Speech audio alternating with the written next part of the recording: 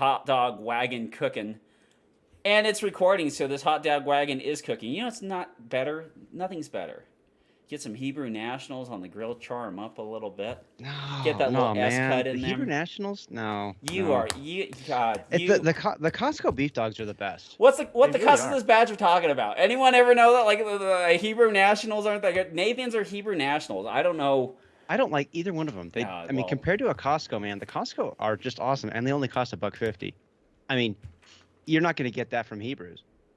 Are you guys asking which wiener's better to put in your mouth? yes. Okay, I want to make sure we're clear here. Kenny's like, hang on, I happen to be an expert in this field after having shot 2011s. Robert, what did you get this week? I Yo, put one or two in my mouth. He only eats hot dogs. The intro should have been he only eats hot dogs blindfolded. It's Kenny Terry. Just put it in my mouth. I'll tell you what it is. There you go. There's Kenny Terry's for today. I'll save the other one for next time. Welcome to the PARAcast. Always fine, on time, and on the right side of the state line. It's Steve Koski. Yeah, jumping the General Lee, making it across the county line. Making his way the only way he knows how. Yeah. Robert's still trying to get the stupid firing pin block in. And that's because all his house plants have secret rooms built in for when the ATF comes a looking. It's Robert Warrant Wyatt. Yeah, step off, ATF. Yeah, I'm gonna go hide down here and eat hot Cheetos and drink Starbucks coffee. I think of the ATF like I think of the USPSA board of directors. Fuck those assholes. let's Oh shit! I put it in upside down. Damn it! let's get the How do you put bleeps it going upside early down, this man? week. The so as Robert's playing and not really playing but trying to put together a Springfield Armory Prodigy, The most basic firearm out. it's Shut up! I'm working on it's it. pretty. This is gonna happen. Damn it! 1911s aren't hard to. So the Prodigy is a together. Springfield Armory 1911 double stack. Yep. Yeah. Huh? And It's cool, though. it's known I for dig it. the. Yeah, you can't call it 2011 anymore because Staccato are pieces of shit and I said didn't that know only that. they- only they can call them I 2011s learned now. that, and I was like, oh man, that's kind of bullshit. Yeah, I mean they didn't even come up with the design. Para but came hey, up with they the deserve design of it, right? The para frames. right? Yeah, but I mean But like The STI, SVI frames were are different than the para frames, right? correct. Yeah. Yeah, I don't know. I bless their hearts. Does the Springfield double stack 1911s share some dimensions with the STI SVI? Yeah, they're pretty similar. Can you swap grip frames and? Yeah. Okay. Yeah. That's Matt Walkie actually put a Gen 1 STI plastic grip on his Staccato so he could use his old magwells. Huh. Nice. That actually is something I didn't know, and I thought that was super damn cool. That like these guns, like the frame. I mean, I've seen pictures of it, but the frame actually, like this grip thingy, it all just comes off, and then you can swap that all out. And I'd seen them before, and I kind of understood that it could happen, but then to actually like watch some like takedown videos, I'm like, oh man, that's actually really really slick. I dig that. Yep. Yeah, so if you want an extra thick girl, throw a metal grip on that, Robin. Yeah. Add another pound to it. Well, I found there is a company, what is it, Texas Ordnance or something like that, that makes a left-hand mag release for it. And I don't know if I'm really willing to go down the rabbit hole that much on this gun. Well, I bought it because it was just something fun, and it was funny. Like Beaker sent me this video from Chambers, and is like, yeah, I mean, it's kind of this gun has potential, but they did a lot of things wrong. There's some things that they did right. I mean, they've got a really nice slide to frame fit. It's really really cool. And when I took it out, and I was determined just to go take it out and just shoot it. I just wanted to. I just like, let's just shoot it just straight out of the box, see how it is. And this is understanding I don't know much about the 2011 as a platform, not generally. And I shot it, and it shot okay, but it was having extraction issues. Like it would go this way, that, and the other. And so I sent a picture to Kenny, and he's like, "Oh yeah, extractors tend to extractors on 2011s, they need to be tuned." And so I looked up a video on Atlas, or Atlas has a bunch of videos, and so I I started playing with that, and I got it figured out where that needs to be. But I'm gonna have some fun with this gun. I really do like it. It feels so damn good in the hand that I like them. And I know it's not a really high end nice gun, but I mean, I was talking to Jeff Smith, and it's like these guns aren't bad. They're really not. I mean, if you take a little bit of work and you're willing to put some effort into it, you can get yourself a pretty darn good gun for some good money. And Is it 9mm? 9mm. Mm-hmm. How about what was the 9mm. sticker price? Yeah, that's a bull barrel there, baby. That's a bull barrel. This one came with the Dragonfly, not- the Hex optic on it, which I'm actually really glad I got now that I got it, because it just came everything, and so I could just go take it out and shoot it. But it was 15. What was it, Tommy? It was like 1560 something like that. You paid 1460 something for it. Yeah. New? Yeah. Oh, that's not bad. So The way I would treat that would be the same way. Like, I shot edges for a long time, but when I bought an edge, I realized I was buying 4 components pretty much. I was buying a frame, a slide, a barrel, and a grip. Other than that, and this, other than that, I was changing everything. And Kenny, I think I'll probably. I mean, this is me, and I love to tinker with guns. That's why I got into guns, and so I think over time I probably will start messing with all that stuff, but I'd like to see how far I can take the stock components before I make a change. Though I will tell you, the one thing that I have discovered that I absolutely hate is a 2-piece guide rod. That to me is probably the dumbest thing I have ever seen in my life. I don't know why people still do it. I talked to Kenny and said that Chile, I think, makes a single piece, and that is what I'm gonna buy, because I just don't like this. Like, why should I have to have an Allen key to take the gun apart? My TRP has that, and the great thing is about it is that you can strip the front end out of those things. So that's absolutely fantastic. No, I just put a GI guide rod in the front of my TRP. I prefer the way that the 1911 cycles when it has a full length, like heavier guide rod instead of having the short snubby GI one. But as far as takedown and convenience, it's just much better. The question I have for Kenny. So like these people right here over at Canic, they make their own extractor. These people over at SIG make their own extractor, and these extractors do not need to be tuned. Why aren't manufacturers who are making their own slides coming up with their own extractors so that these extractors don't have to be tuned or anything else? Why are we still going with the same type design? Is it just parts compatibility? I think there's just enough variance, and then so many people make extractors. I'd be surprised if Springfield's making their own extractors. They're probably just buying one of the 200 extractors out there and just slapping them in the gun. Yeah. Right. And then getting sent out stuff that's quote unquote not tuned. Yeah, like I bet, like I haven't messed with Robert's gun, but it wouldn't surprise me that you could rotate the extractor on the firing pin stop, like stuff like that. If you want a super reliable gun, like you shouldn't be able to clock the extractor at all. But most factory guns like that, they're not giving a shit. They're throwing them in. They're not fitting them. The extractor goes in, firing pin stop goes in, call it a day. Yep. Test fired 3 rounds. Thank you. Moving on. Yeah, it's right. No, it. And then they're probably shooting factory ammo, which is all the same head stamp. Which, if same head stamp, it's all going to eject the same. But we're reloading, and we're using every head stamp out there that can slightly eject differently. So clocking is more of an effect if you're running different head stamps. No. Well, I love 2011s. There's so much stuff you can do to them that that I have to. Yeah, that is 100% true. It's pretty cool that all the stuff that can be done to these guns, because you can truly build a gun around you, as opposed to every other gun where you have to build yourself around the gun. And that's not necessarily a bad thing, but it sure is cool that you can make a gun just for you. I find it the exact opposite is much more comforting to me.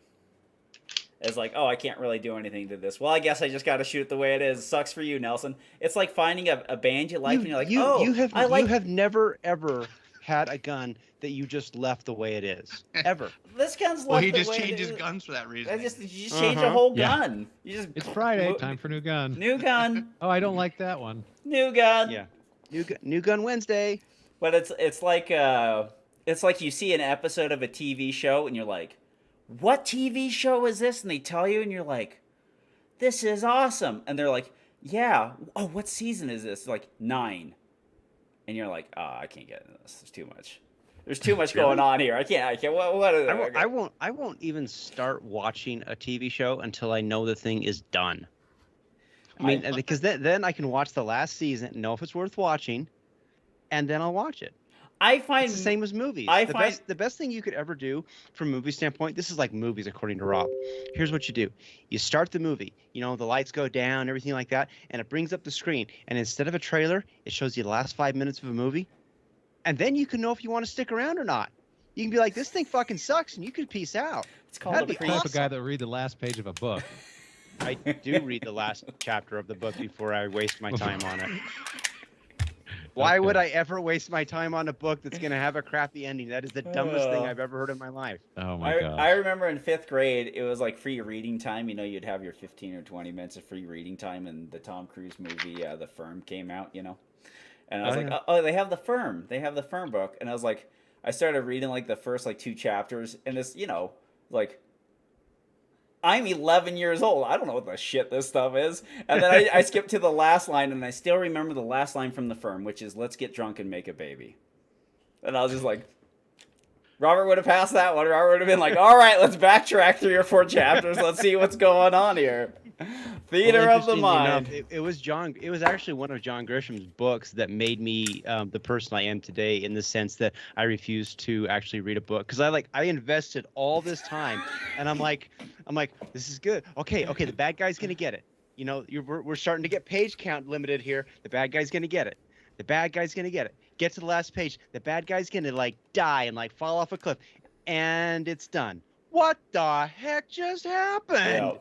Yeah, there is the literary rule for all antagonists in the book, which is the antagonist has to die in the worst way possible. Mm-hmm. If James Bond dispenses of all the henchmen, the antagonist has to die in even a worse way than all the other henchmen. There is no antagonist that was running down the stairs while he had James Bond's girlfriend and slipped down the stairs and like broke his face off and just sat there, was like, and then James Bond runs off. They all have to die worse. No, he has to like wrap a chain around his neck and lift him up in the air. Yeah, he has to like stick an explosive pen in his pocket and push. Yes, Hans Gruber has to fall off the building. Yeah, these are ideally when he's not expecting it. Well, crap. Yeah, that is the best. I love the things when you see like the directors and the special features, like when the actor does not know that something terrifying is about to happen, and the director's like, I want it to be authentic. And then there's probably like clips of people shitting themselves. So the Hans Gruber release, we know that he wasn't ready for that. Yeah. They intentionally did that so that they'd get a good facial reaction out of him. They did the same thing to Curtis when he was in SWAT training school a week or 2 ago when they tased him. They're like, all right, on 3, 1, bang! Down he goes on his face. It's kind of funny because when I used to do the exemplar drill where I'd put my finger on the other person's finger, and be like, okay, so now I will pull the trigger, you will hold the gun, my hand will go on your hand, you align the sights, and this way I could confirm to them, like, your idea of a sight picture is correct because the bullet's going where you're going and your hand's holding it, and so and then when I put their finger on top of the trigger and then put my finger on top of theirs, so we'd pull it together so they could feel the pressure that I would use, I would go, okay, we're going to shoot this on 3. Bang. Like, I'd start, like, barely get the 1 out of my mouth and fire the shot, and it'd go exactly where we wanted to because there's no time to push it down. And then when they would start getting along with it, you would start seeing the drops of everything from the hand tension turning up before they fire the shot. Anyways. Tom, I was doing that with my father-in-law a few weeks ago. Yeah. I was like, all right, you aim the gun. And even doing the exemplar drill with him aiming the gun, like, we could not hit a 4x4 piece of paper at a 4-foot by 4-foot piece of paper at 12 yards. Yeah. At one point, we got a couple shots on it, and I was like, okay. So there's something. It's not just the trigger pull, although his trigger pull was. He's never fired. He never fired a gun, so his trigger pull was pretty bad. But there's something about lining the sights, and like we talked it through, and like he describes it back to me using the right words. Yeah. He draws the right picture. But I'm like, these bullets aren't hitting the cardboard, so there's something wrong. So there was something like you could do, like when you put your hand on their hand. So imagine I have 2 right hands on this gun. Yep. Is that when you do it, you actually make your hands tight, So like when you wrap their hands, you press down on their hands because then it kind of tells them, is like, before we doing that, when I tell them build a grip, I have a grip and I put my hand on it and I squeeze it like I would actually shoot the gun, and then they go like, oh, that's a grip. That's Gripping hard. way tighter than I grip it. And then when you put your other hand and you put your finger on the trigger and you're like holding their hand, you actually are applying pressure on both the back and the front. One, because it isolates what you can do with your own trigger finger, but it also reminds them you are putting tension into the grip. And so what happens if you're both loose when you're about to fire the shot, you will sympathetically trigger both of each other, and then you will start pushing the shots down. Because it's not what the trigger does that causes the gun to go down, it's what all the other fingers do when they think the gun's about to go off that causes it to go down. But anyway, this little 6-hour SP 2022, my little fun little blaster. Gun companies, stop sending your shit out that doesn't work. Just stop it. Stop it. Because it only shoots 7 inches high and 3 inches to the left. What? Well, why? 7 inches high?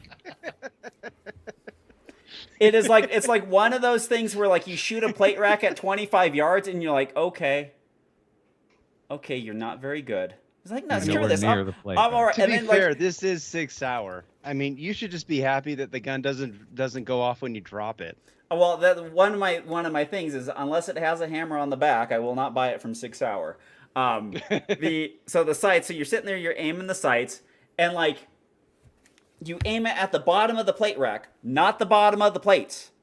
The bottom of the deflector. The deflector on the rack, and then what you do is you move it so that the impact of the round is in between the front sight and the left part of the rear. So you just, that little light that creates in that front sight, that's where you aim. And then you fire, dead as nails. And so I was like trying to figure out to put an optic or get it milled or do something like that. And then the bastards cut a channel on the bottom side of it so you can't go get it milled because there's not enough depth from the top of the slide. And then I was like, I could get an optics plate. Anyways, I was like, I'll just put some fibers on it. I'll have a cool little iron sight gun to shoot every once in a while. Maybe I'll go shoot it in SSP one day. And I log into Dawson, and I haven't bought a set of iron sights since April 12th, 2020. Wow. Are they getting expensive? They're still $80 or whatever for a set of fibers on them. I just like, wow, I haven't bought iron sights in forever. That's like being Amish. It's like, who needs? Well, this gun came out. Amish iron sights. They're probably legal in the Amish land. Probably. Who's the active self-protection guy? He said he basically said if you're using iron sights, it's like it's fine, but it's basically like Amish guns. Like, it's a great line. Sort of. It's a fair comparison. That's a great line. Honestly. The only thing that it bugs me on shooting iron sights now is you have the sights and like you have what's above the sights and like what you can see behind the front sight. And when you shoot a dot, you just get the whole picture. Yeah, you're getting spoiled. Yeah, you're getting the high, you're getting the low, you get the side to side. Like you get, it's like watching a movie on your phone. I helped out with the Area 1 Steel Challenge match this weekend, and so basically when people were done shooting, I just went over to the bays and I just started picking up loaded rounds. And I'm like, I can totally get away with this because it's 22. It'll go in my little LCP. I know that crap's going to work. I'm like, I have a couple hundred rounds right now. And I'm like, sweet. Yeah. It's right on. So to finish the story, shoot with my father-in-law. So, to just get him success before the end of the day, because we're running out of time. And like, I'm not doing a good job diagnosing the problem. And so finally I'm like, hold the gun, take it out of a normal sight picture, out of a normal presentation, just hold it down low and just look generally over the top of the gun and just fire a round. Okay, now fire 2 rounds. Okay, now fire 4 rounds. Now shoot the target on the left, shoot the target on the right.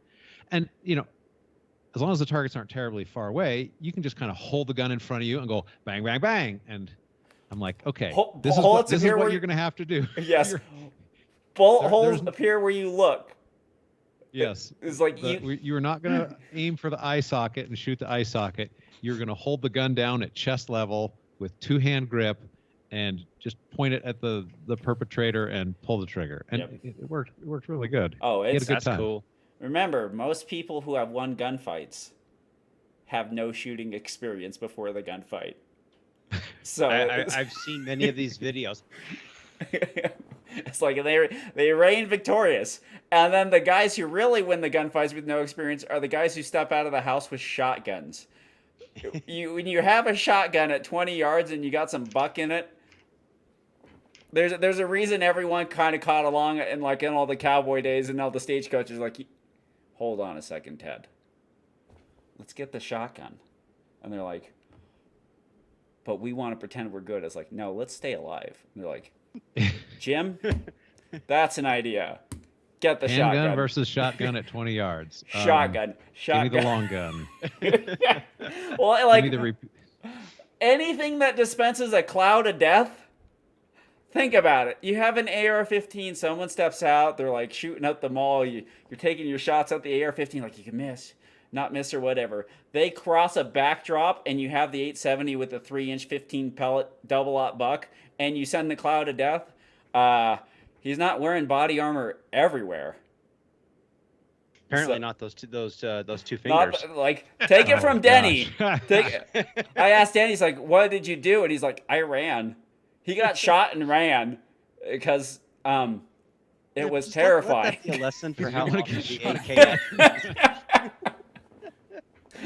So take a lesson from Denny. Run away from shotguns. What else? What did I say? Anyways, that's what I have. I got a boss hanger. I'm sitting there. I'm thinking about not shooting this till I can get a decent holster for it. Just shooting the Glock for a little bit. Yeah, I wanted to get a holster, but they don't make them in left-handed. Well, good. Like they got to operate a successful business, Robert. So like, good. Yeah, for them, yeah, You know. yeah. That's gonna. Can I see? Jerks. Jerks. The good news is that Dominate Defense makes left-handed belts. Just in. Check it out. Use The Dominate. dominate just has to be upside down. That's how I run mine. That's how I wrote mine too. Oh, that's why I came up with your rhyming intro. I had another intro while I was in the Dominate, shower. masturbate, I don't know. I have to write it down here. Were you so thinking I of us while taking a shower, Tom? I sit there and And sausages. the sauce. What he was thinking Yeah. about. Listen, I steam up the bath. I get 4 hot dogs of unknown makes. I blindfold myself and I see which ones are which while I think about you guys. That's it. Look at. Is this the taste test? Sure. Cough test. Anyway, PARAcast. Use promo code PARA10. Save 10% off your order. Also, check out Precision Holsters. They don't make a left-handed Prodigy holster or a Canic TP9. What the heck is this guy? Yeah, Rival S yet, but it'd be really cool if they did, but they're they don't. working on it. They're working on it. Yeah, I've Is heard the about people Prodigy working actually on different? things. Well, holster? how I doubt it, dude. I doubt it. how different are 2011? So if I go buy a Staccato or I buy an Infinity, are they going to work in the same gun bucket pouch? As far as I know, yeah. If it's a 5-inch model, yeah, I mean, probably, because it what would the all difference depends be? on the grip. If it has a frick, what is this thing Dust called? cover. Yeah, the dust, rail, the dust cover rail-y rail. thingy. tactical rail or whatever. If it has one of those, maybe it's different. But I mean, if you had a what do they call those things? A speed holster. I mean, probably doesn't matter if it's 5-inch. I don't know. Yeah, I mean, On race holsters, it only depends on what the grip is. And I will tell you, Staccato grip won't go into an STI grip and a double alpha holster. But I have a Kydex holster. You can see if it'll fit in. And then it's just an STI 5-inch Kydex. Yeah, but is it left-handed? Well, no, but I'm saying if it fits, then you can just order any STI 5-inch. Oh, I see what you're Holster. saying. Yeah, that makes sense. yeah, No, we'll I take shoot the correct hand, Well- Robert. We well, wouldn't- I know, bro. I know. we'll take a holster. Trust me, we'll I take, really know. We'll take a holster from a company a third-party company. We'll put the gun in that holster, then we'll see if it fits, so we can buy the third company's holster. I get you guys. You guys are making a great plan. That's like going to a store and wasting the salesman's time for 3 hours and be like, hey, I really appreciate you've really earned your paycheck. I'll buy it online. I'm gonna buy it. That's the tip. That's why you bring the tenner. You bring a 10 or a 20. So listen, I've done this. I've done this. I'm not proud of it, but I've done it where you go handle the guns or do whatever at the thing, and then you're just like, I like the service here. I do not like it $300 worth, but I like it. Here's $20, dude. Thanks for your time. Or when I walk into some places, like, I got 6 minutes to get out of here. Can you find my gun? And they go, yes. And then I go, can you find my gun? And you hand them the 20. They're like, yes, sir, we can. We can find that thing in a jip. Jim, where the F is that Glock 19? And then you get the Glock 19, you sign it out, you go on there, There's some you have a little weekend. lady who's trying to buy one, says, not today, ma'am. Not today. Get out of the way. Get out of the way, man. I got a 17th gun I got to purchase for this year. Anyways, also, check out W74 Guide Rods. Use promo code PAR. You don't have a promo code. They're just heavy guide rods. Kevin can make one if he wants one, and then Rune Tactical will get an extra round. Save an extra 10% off. Use promo code PARA10. Save 10% off that extra round follower magazine combination for your blaster. Did you guys see that they're making another Indiana Jones movie? Yeah, I hope it's not as crap as the Kingdom of the Crystal Skull. Well, that thing was a steaming pile of hot I trash. wanted Shia LaBeouf in the new one, but like, Yeah. You want Shia in the buff? Shia LaBeouf. I can't tell if I like or dislike Shia LaBeouf. You hear other actors talk about him, like when he did Fury, and he said he didn't take a shower for 9 months, and he got that scar on his face, and he kept it open so that it would look continuous with the thing. And then when he was getting punched, he actually asked to be punched. Like, he's a wild cat, but apparently, as far as the craft goes, the entire cast lined up to punch him. Yeah, I don't think we got that take. Hit him again. hit him again. But yeah, it's they had him in there as Indiana Jones' son, but Indiana Jones and the Crystal Skull, he's like 65. He looked pretty old and slow. Like we talked with Steve's father-in-law. Point the gun under your chest, look at what you want to shoot, you could hit him. He's not that fast. And at 75... Yeah, Telegram. CGI. They're gonna youngify him with CGI, right? We watched. What did we watch? Last Sunday we watched the new Ant-Man movie. Any good? Well, here's the deal. Now it's like all the Marvel movies, unless you kept up with like after Thanos, I'm done. Like I was done. Anyways, but they have it, and it is just CGI vomit for. It's fun. It's CGI vomit for 2.5 hours, and then I was just like, everyone's going to bed. It's 11:30, and it's like I need to cleanse the palate, and so I showed my daughter Collateral with Tom Cruise and Jamie Foxx, and then I'm just like, that has no effing CGI almost anywhere in that entire movie. It's so much better. You know, I don't need Andy Erickson feel good. You watched Heat. Heat's a process. I got to take a shower, taste test some hot dogs, do all that stuff before I watch Heat. Anyway, Telegram questions. We got answers. Go. Let's see. Jack Flash. Oh shit. Let's see. Jack Flash. What suddenly happened to that 2011 as a self-defense makes sense? It's called marketing. And what you did is like you take a company that was STI, like you would, I don't know, Steve, how, like maybe 10 or 15 years ago, how many people would you say that would actually show up to like matches and shoot IDPA who would actually carry an STI? The Eagle, right? That single stack jobber. Well, that you would Eagle was a 5-inch. Like 5 would inch carry or it as 6 a inch. carry gun? Yeah, that would say like would shoot a match and then be like, oh, it's also my carry gun. Not very many. I can't. Zero. I can't remember anybody who. No, zero. I can't remember anybody who shot an STI in a major match that I attended that was not sponsored by STI. I don't. Back in the day, it didn't seem like same as Wilson Combat.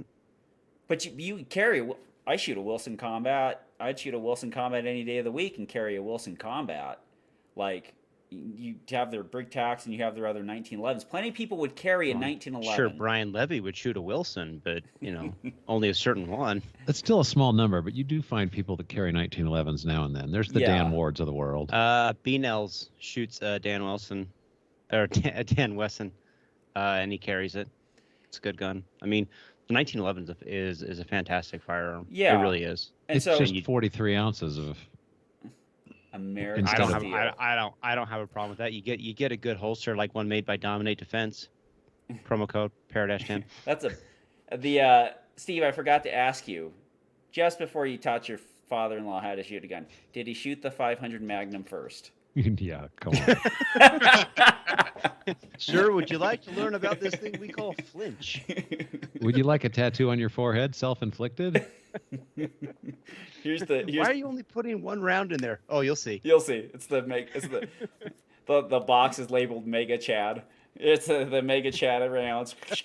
Kink. Yeah, those things. Someone had one.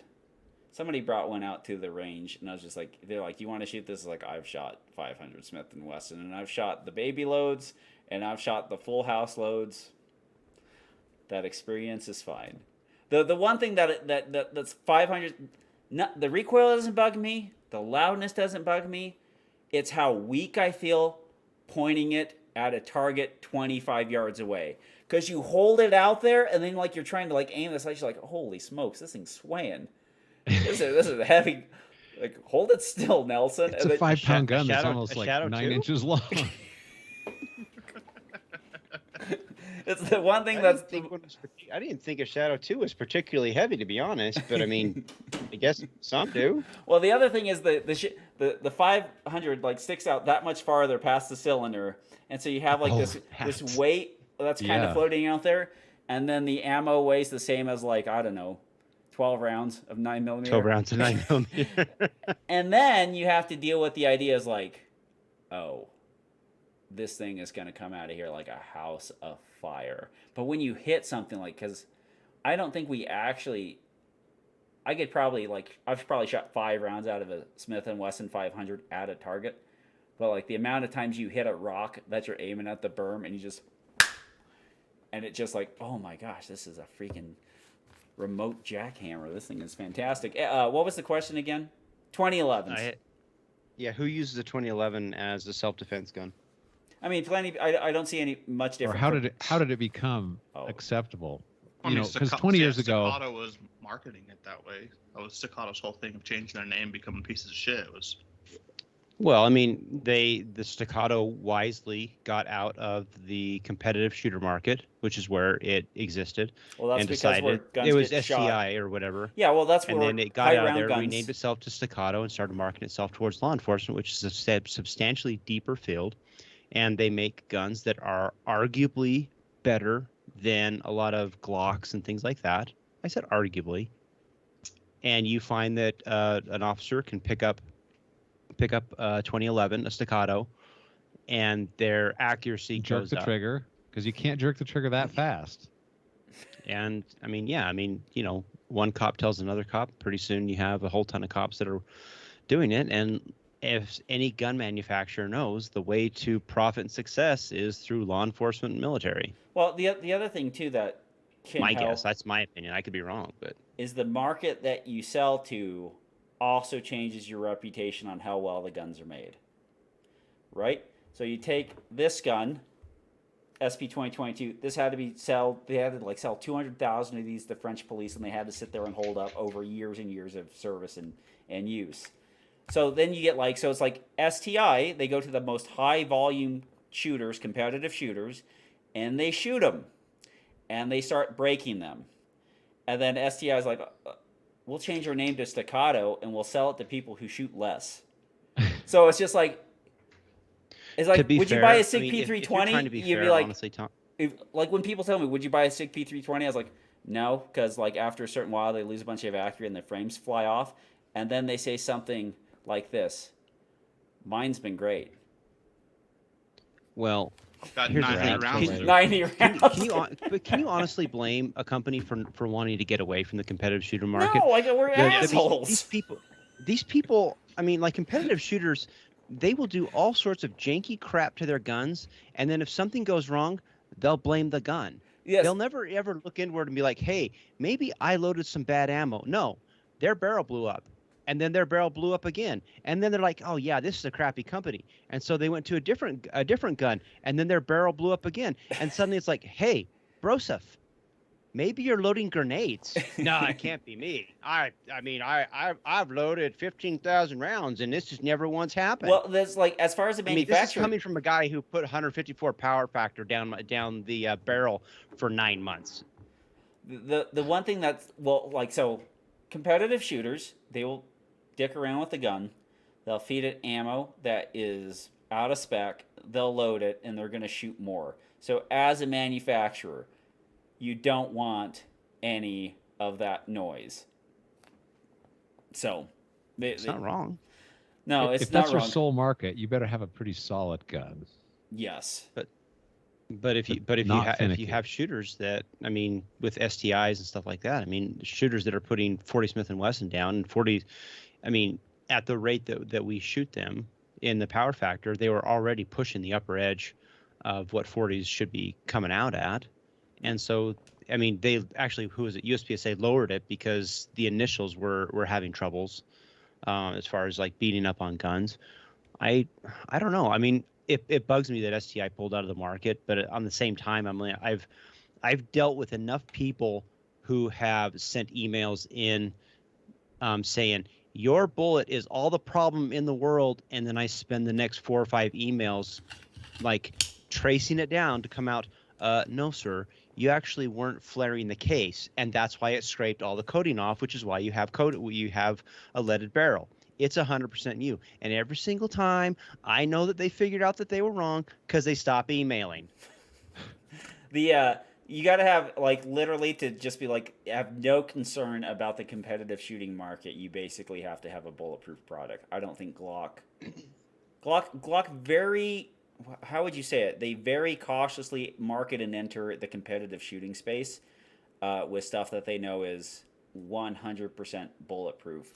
Like the performance trigger that they're selling out now, it's like they know that works. They know that's safe. They know it breaks, cleanly. They know they can make umpteen million of them. And so, yeah. As far as 2011s for self-defense,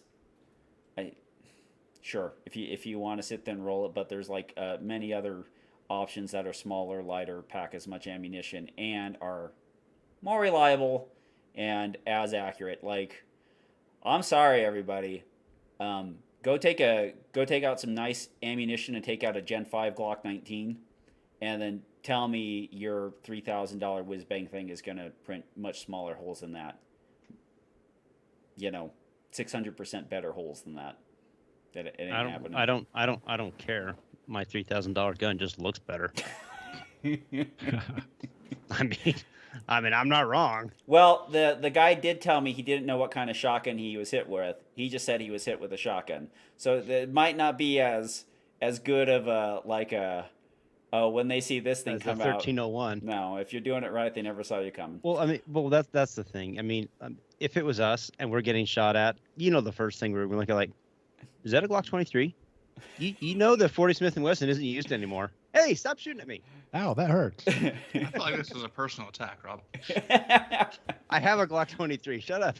And you have a Glock 27, right? Yeah. Let's see. What's happening with the Yemen situation, USPSA?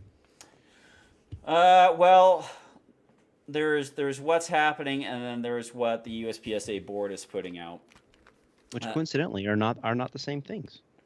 Yeah, so USPSA board, they put out if you log into USPSA, one of the top things that pops up on your account will be USPSA board statement concerning the resignation of USPSA President Eamon Lin. He resigned? No. What? Okay. No, that's what they want you to believe. Yeah, so they just remember, Eamon resigned like Mel Rodero resigned. Don't know who Mel Rodero is. That's okay. He's the Area 4 director who didn't actually have an RO certification, and so by the bylaws, he then resigned. Oh, okay. But he didn't resign. I got you. So what's funny in this law, there's 2 paragraphs that are kind of interesting, but the second paragraph is the committee found Lehman's conduct, literally quotation marks, involved a serious breach of his responsibilities, end quotation. He, quotation mark, ignored his primary duty as CRO to control his stages at all times, so they're quoting the rule book, and his actions violated the range officer's creed, created a safety concern, quotation marks, were at best insensitive or at worst brought the sport into disrepute, end quotations. After reviewing the report, the DNRI found that Lin failed to conduct himself in was it decorous, disciplined in professional manner while engaged in his duties as an NROI range official, and removed his range officer certification pursuant of a level 4 range official disciplinary procedure. Lynn appealed to the board. So this is kind of funny. So like, what they're doing in the email is in the letter, they're using very broad statements from the rule book. They're putting it out there. This is what he did. And then the next paragraph, without bringing any details of what was actually said or done, in Lynn's written response, he acknowledged that incorrect and inappropriate words were used and inappropriate physical interaction with the competitor did occur. The mantra of his response was at no time during the match was this an issue brought to my attention for corrective action. Lynn claimed, I fully understand that what behavior may be acceptable at a club level match may not be acceptable at a major match, which troubled the committee. So they're like, oh, he admitted to this. Except for inside of that thing, they're not telling the whole story. But go on. Yeah, they're just not telling the story. It's just like, well, he admitted to it. It's like, well, no, he's not exactly admitted to what you guys are saying. The board met on 3 separate occasions for many hours to examine the evidence and consider Lynn's written and in-person response during the appeal process. At a special meeting on May 31st, 2023, to consider Lynn's appeal, the board offered to reduce his discipline to a level 3 and allow him to retain his RO certification if he agreed to accept the responsibilities for his behavior and complete a mandatory re-education as required under the RO discipline procedure. However, Lynn rejected this proposal, leaving the board with no option except to uphold the level 4 discipline. Under the bylaw, since Lynn is no longer an RO, he is ineligible to hold office and is considered to have resigned as president of USPSA as of May 31st, 2023. The board is aware of the concerns of members who believe that under the current framework, the DNROI, I always hate that, has the power to remove an elected board member. If you basically just remember that if you say DNROI, all you have to say is that dumb fuck Troy. It rolls off the tongue cleaner. However, the board assures memberships of the range official disciplinary procedure itself, along with the provisions for the appeal to the board, provides due process to anyone who has been disciplined. In this case, due to the serious allegations, strong evidence, and Lynn's response to the charges, which included implicit threats against the board overwhelmingly affirmed the decision imposed by McManus. There you go. They had to say overwhelmingly affirmed because Frank Rizzi, who was Area 7, he said no to it. All the rest of them got in line and they voted for it. Yeah. Every single one of them. And that's a problem. Because, I mean, the whole point of appealing to the board is to appeal the DNROI, also known as that dumb fuck Troy, his decision on this thing. And the problem you have with Troy is that Troy, by all accounts, if you've seen Troy throughout this entire process, the dude is anything but unbiased. Just doubling down on it. He has it in his own writing that he doesn't want Yi Min as president. He doesn't think he should be a member of USPSA. He wants him out. And he's done everything up to and including this process. He took this step knowing full well that it would get Yi Min out of the organization. Well, he knew this would happen. His three range master instructors. Now the range master instructors are all going around telling everybody why Yi Min was removed, which is, that's really, really nice because that's supposed to be held in somewhat confidence. Well, they first disagree with McManus. McManus pushed it through anyway. The range masters, they offered discipline, and all they had to do was uphold it. You have 3 range masters who were closer to the situation than McManus was, and they offered a solution. And that solution, it sounds like the board offered him the chance to retake the RO course too. And well, it's really interesting because the whole point of the appeal is to appeal Troy's decision. It's not for the board to come in and say, well, if you take a mandatory education, because the RMI's already offered it. And if Yi Min said, I'm willing to go with the recommendations of the RMIs, then that's fine. Let's just do that. It's a matter. But the board took it further. The matter of procedure. In addition to this, we also want you to do this and this and this and this. And eventually, we can give you an offer, but that offer becomes so onerous that all you can do is say no. And that's exactly what the board did. Well, the other thing too is like if the point of the appeal is to look at what McManus did, then there's things like now that the observing eye and the criticism or the critique should be on McManus's thing, not at what flavor of lesser discipline we're now going to cut you. It was either right to do so or was not right. Unsafe behavior and horseplay by anyone on the range has consequences, and the NROI discipline process is at place to ensure that the safety of the competitors and spectators and fellow range officers is first and foremost. So what's the unsafe behavior? I haven't heard any safety issues. Well, the claim was that he failed to properly watch over the stage. How? Well, apparently, if you don't have like an eagle eye and you're watching everything, then you're not and you have a range master who wants to go and start a beef with you. He can say anything he wants. That's the interesting thing about this. The range master in this situation, he can say whatever the hell he wants, and there is nothing. He will never be punished for it at all. He can just make shit up, which coincidentally enough, he did.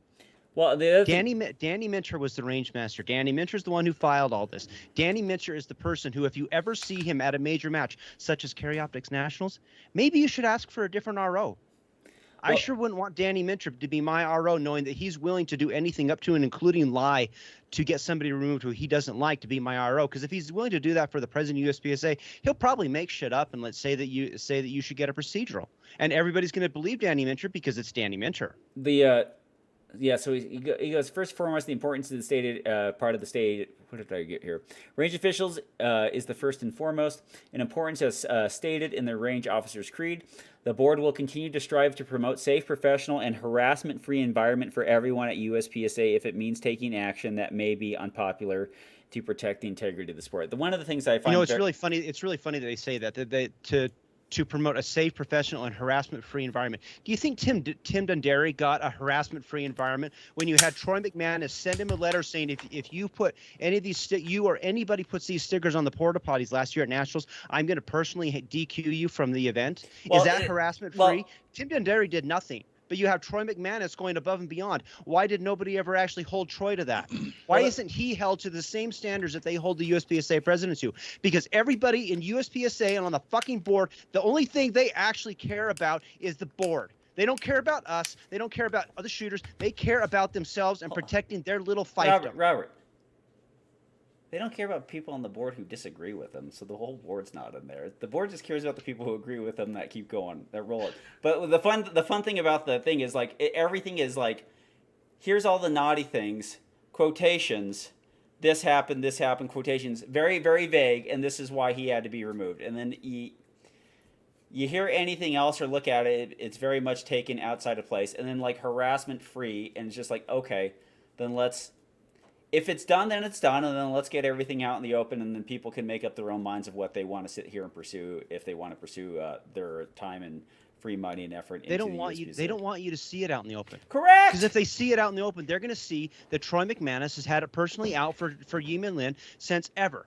Well, he's always had it out for him. And so as soon as he figured out that he had the power through the bylaws that the board of directors pushed through, it's almost like this board of directors, basically, here's how you have to think about it. Every single one of the board of directors that were around during the Foley regime, they all need to go. And the first one out the door needs to be Leighton. Area 2 needs to be removed. How would we say this? It seems like there's a lot more personal motivations than the sport of USPSA. Anyways, the USPSA board of directors has 100% abdicated their responsibility to the organization.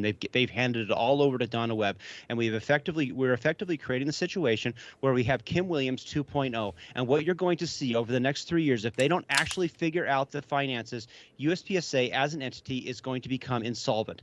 And the board of directors is going to sit there and they're going to whistle all the way past the graveyard because they are not paying attention to any of it.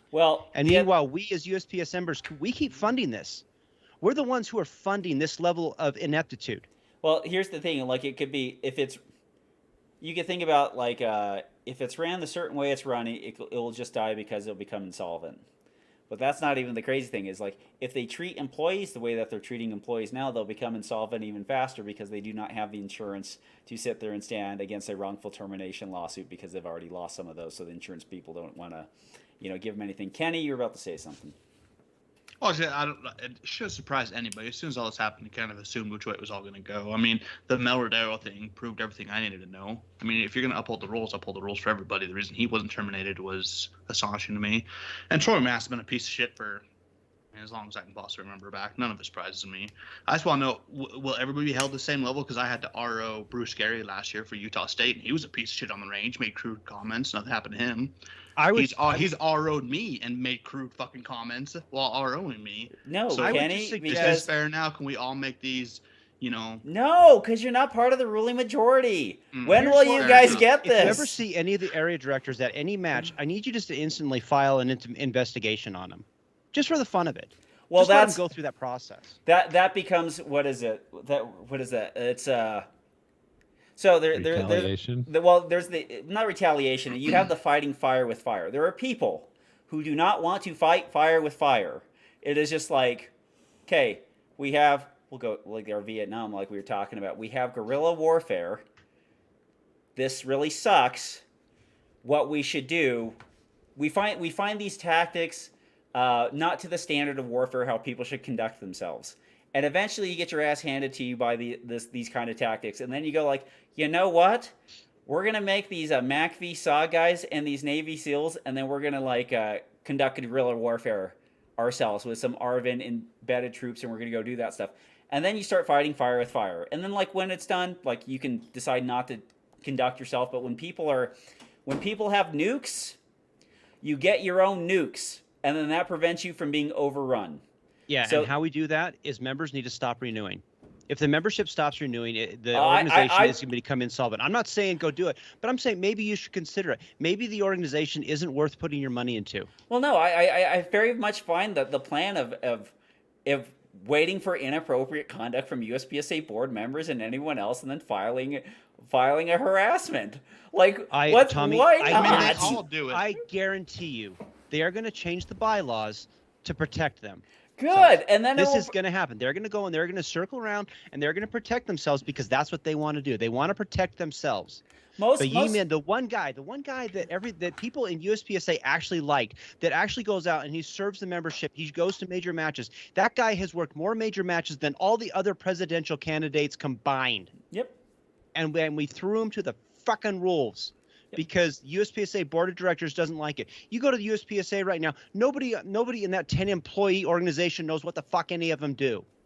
Okay, they have no job description. It's like one person's doing this, that, and the other, and it's completely incompetent. Well, the one thing is you can be incompetent, just have accountability for what they you're don't doing. Have accountability. And if you try and ask anything, then they're like, well, you can't ask this because this is so and so's job. Well, it's like figuring out who's in the car through the super tinted windows. It's like what actually is going on in there. And so, but a lot of us still have months left on our memberships, and some of us signed up for a lifetime. And feel free.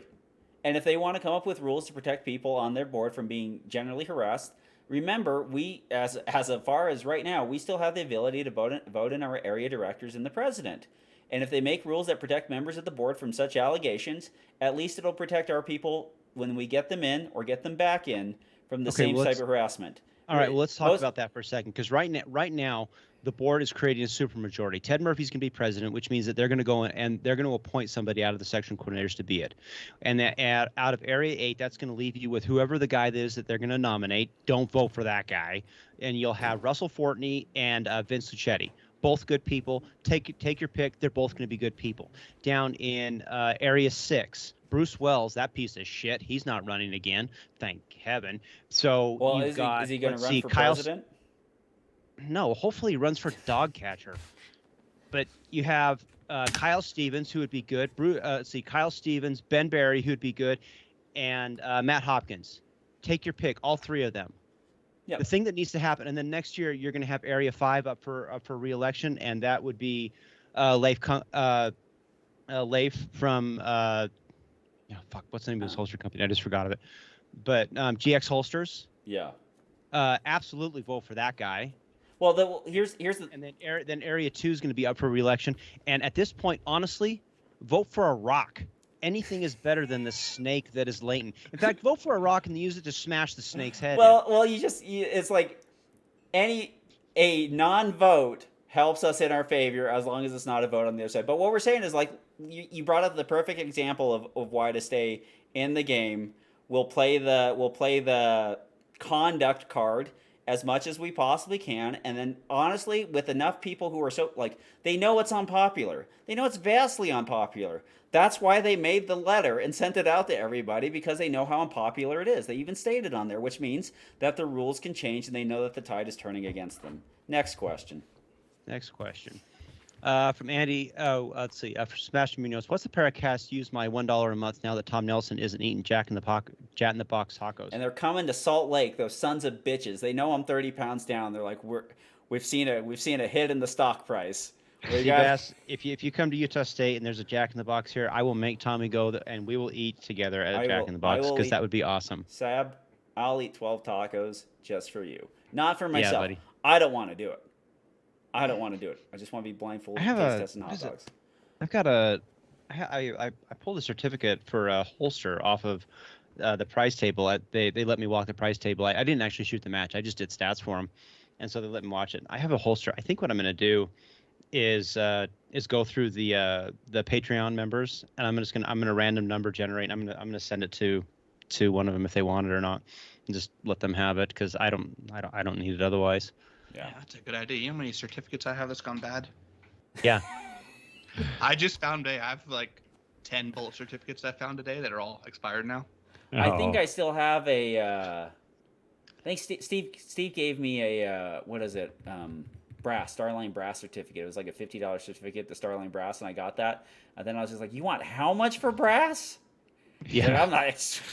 I was hoping this would cover the brass and my shipping. It covers nothing. Well, I figure I won't use it. So yeah, I mean, we have all the Patreons, so might as well just give it to them. I mean, let them have it. Let them walk the prize table, the virtual prize table. You know what? It's better than it just going to waste. That's the way I figure it. Yeah. I mean, I think they might enjoy that. From Andy Erickson, limited optics is a month old. Is anyone actually shooting it? And if you happen to need life insurance, go talk to Andy's wife. She's a really great salesman, and she can make you some ice cream, but you have to bring back the bowl. Boo. Don't. If you listen to his show, you'll understand that. Boo. I want the bowl. I'm still planning on shooting carry optics, but definitely last match, and then I haven't looked at what Slipsa's registration is looking like right now, but I would imagine that it's filling up pretty quick. Carry optics or production? Limited optics. Or limited optics. Yeah, this carry optics. This coming week is carry optics. This coming week is probably not a good indicator, but I know Slipsa, we're seeing a lot of people shooting limited optics for sure. And so it's just a matter of time. 2011s and dots and magwells, they will go. Whatever you give people to spend more money on, it was just like, what gun costs $4,000? You would think that Open would not be as well attended as a division with how much money it costs. Nope. It seems like there's like the divisions for the everyman, and then there's the divisions for the guy who is everyman.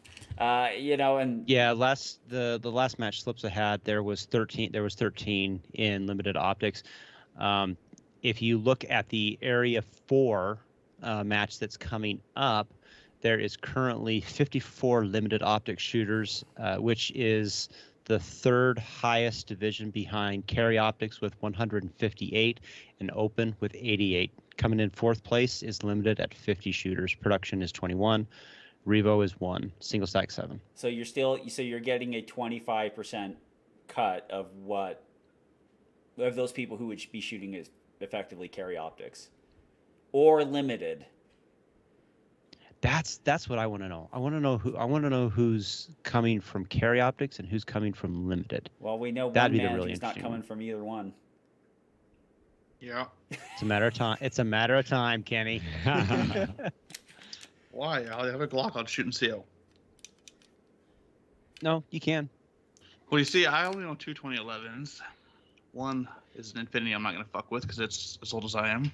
And then I have an STI that... It's as old as you, and at this point, if it's I play communist. with an STI won't hold up the warranty. Yeah. Yeah. Well, and the other part, too, it's like... it's 9mm. I mean, I bet you everyone's happy to sit there and throw 9mm into those guns. and go shoot those. I mean, that's got to be kind of satisfying fun to kind of shoot the platform you would like in an ammunition that's much more plentiful and much more affordable to shoot. And that's probably got to be a pretty big factor in it, because now you can be competitive in a division shooting a cheaper ammunition with basically the same people. I like 40 Smith and Wesson. I think it's a really good round. Oh, gosh. But I understand the world's moved on. It just has. I am. Shut your whore mouth. It saddens me to no end. I'm not hating on it, Kenny. I like the round. All of us. I have a bunch of 40. I don't know what I'm gonna do with it. All of us grew up and got into guns at the time where we had mastered the art of stopping power. Steve got in it, bought his Glock 40 caliber Glock 23. He should have had a digital scale, not a. Would have saved me one barrel and some small internal parts. So you got a lot of 40 brass, Kenny, and you don't know what you're going to do with it? Yeah, I don't think I'm gonna shoot limited much more. Well, I'm sorting. I got 2 buckets of brass out there. I'm sorting. There's a lot of 40 in it because these buckets are from 1997. I was going to give it to you, but if Give you it don't to want it, give it to Leo. He's still planning on shooting limited for a while. okay. But it's because like we literally went through that 90s, early 2000s where we had 10 millimeter, we had plenty of 45. Like I remember when gun companies would put out their 9 millimeter or 40 caliber option and then immediately have their 45 caliber frame. Like it would just come out with with the next one, and now it's gone away, and we've even lost the ability for new calibers. We do not see that many new handgun calibers being pushed out to solve a problem, because everyone sees the 9 millimeter as the answer to everything. No, you do. I mean, what was the list? The super? Thank you, Steve. Yeah, that 30 super carry. What's the second gun that's chambered in 30 super carry? What about the 45 gap? That's exactly what I mean. Like there was innovation. That was what, like 18 years ago? Yes, they were like, hey, longer than that, right? We would like 45. We want 45 ballistics, but we want to put it in a Glock 17. Like that was the innovation that was put out there, and everyone would sit there and go and try to do those things. And so now we're getting the comeback at 10 millimeter, but that's just what was the problem? What was the problem with that idea? Was it a pressure issue? No, it just didn't catch on. Okay. The 45 ACP is so predominant that we just didn't really need it. Okay. Yeah, that makes sense. But it did work. Like if you want a 45 caliber gun in a 45 caliber cartridge in a 9 millimeter size frame, the 45 gap is a great solution. It just didn't catch. Yeah. Okay. I mean, it is great. But the other problem that Glock had is they made a baller 45 caliber pistol in the Glock 21 and the Glock 30. So it was just like, would you like to take this one? And they're like, how about this one? Tommy, the best one they ever made was the 41. Yep. The RE Stomper. Yeah, that was that. By the way, Steve, that popped up in my memories when the anniversary this last week. Oh yeah, that was a fun match. I won ESP, Steve won SSP, Robert won CDP, and we just walked out of there champions. Yeah. CDP division champ. Hurry, Robert! Why? Oh. In introducing a new caliber, like to get people to actually, there's a lot of inertia. Yeah. To get people to actually adopt a brand new caliber, man, you really better be doing something a lot better. Yeah, I mean, you have to. That was the 10 millimeter. That's why everyone jumped on the 10 millimeter. Miami Vice had the 10 millimeter. Glock pushed the 10 millimeter. Smith and Wesson, because they were like, we need man stopping and we need capacity. We need both of those things. And they're like, Jim, this thing is breaking our guns. We cannot continue to do this. And none of the cops can qualify anymore. No one can qualify because it's 240 power factor. It killed 2 female officers in Tennessee just from recoil. Like it was like, imagine your hands were 60% smaller, the frame was 40% larger, and the recoil was twice as much. And there you go. Here's your Glock 20, little ma'am. Go forth and fight evil with this thing. I mean, the only thing is like even the Glocks were having problems like that. Everything would stop working. But then we had gun companies that would produce actual guns that were made to sit there, like the SIGs and the HKs and the Glocks that were sitting there made to do that stuff. Like that's why that stuff was cool. None of this new stuff that's 7-pound recoil springs. Also, feel free to adjust your own sights and get your extractor tuned. And please, if it breaks, don't send it back to us, dear God. No. Last question from Nate Osborne. Robert runs an indoor match. How have you built walls, and are there any other props? Any advice or specifics on how and what to build? Anything that you would have done differently? What PVC do you use? Because you like PVC. Like, so no to PVC. No, PVC just except it's gonna get shot a lot. Yeah. Well, I'm talking about supporting its own weight. Because like 1.5 PVC. Okay. And if you buy 2 10-foot panels, that will build you 1 4-foot wall, including legs and feet. You have to buy the unions, of course, but we use the best thing to do is to use the 4-way, kind of the cross, because then you can actually you can kind of like join with a little bit of a spacer. You can join walls together and turn it into about 8 foot. Works really, really well. It's really funny that this question comes up because Ben Barry, who, congratulations on the new baby, he actually put out on he was talking about his outdoor or his outlaw match he does, and he actually came up. They use 2-bys as for their walls, and they like that because you can just unscrew the broken piece or whatever. And he actually has they concrete into buckets the support stands, which works, but it seems like it'd be just a lot of heavy walls or supports to try and drag around. And so, but that's certainly a good solution. I like the PVC because it's lightweight. It used to be really inexpensive, but when COVID hit, boy, everything just went crazy in price, and I haven't seen it come back. And so that's a little bit unfortunate. So when people shoot your walls, you're like, sir, you need to now give me $20 because this stuff isn't getting replaced on its own. But as long as Eric Sayo doesn't show up to the match, most of our walls will usually survive. You want to see a fast stage or not, Robert? Yeah. We experimented with the indoor match. We experimented a little bit with hanging the walls on the tracks, the target tracks, and that kind of works. It's not as efficient, but it can work in a lot of those situations. We use 2x4 stands, the classic 2x4 stands. We just cut them down way short. So the actual support leg, since there's no wind, it's only about maybe a foot, and so it works really well because they're not going nowhere. But that's been a really great solution. I would actually really encourage you to go listen to the short course episode 2, the Outlaw Match Part 2, because Ben talked about apparently there's some kind of a self-sealing rubber target to replace steel. Yep. And it can flap over. I'm going to go investigate this because that would be a lot of fun. And you have to replace it every 500 shots or something like that. But since USPSA will allow you to use those targets in the rule book, I think that could be a lot of fun, and it would add a little bit more of a challenge and things for shooters. Some of those sealing targets are getting pretty impressive nowadays. Like, you're looking at some of those USPSA ones where you can shoot it, seals up, and then you literally just hit it with some spray paint. Yeah. And you get to see the clean hits on the next one. So literally just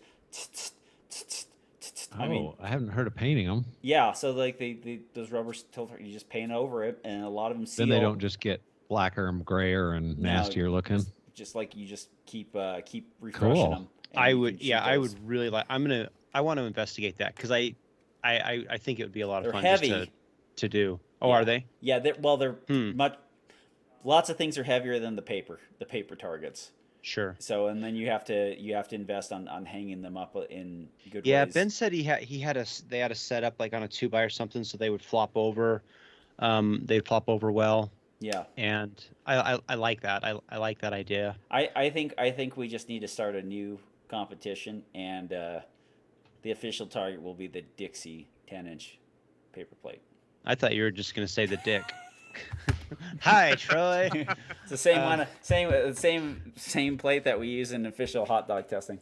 The one thing that Ben had said he uses Gorilla Tape to secure fault lines to the ground. I would say go look up gaffer tape. The gaffer tape, it's similar, but the gaffer tape is kind of designed more for movie props, stuff like that. And so when you peel it up, it doesn't stick to the floor. There's a lot of advantage to that, so you're not just leaving residue all over the range surface. And that's a nice solution to consider. Other than that, go buy yourself a big old huge roll of that. What do they call that? We call it snow fence. Yeah. And then you can just use that on all your PVC walls. Honestly, if you're smart about making it so that targets really aren't shot close to your walls, you'll make them last longer.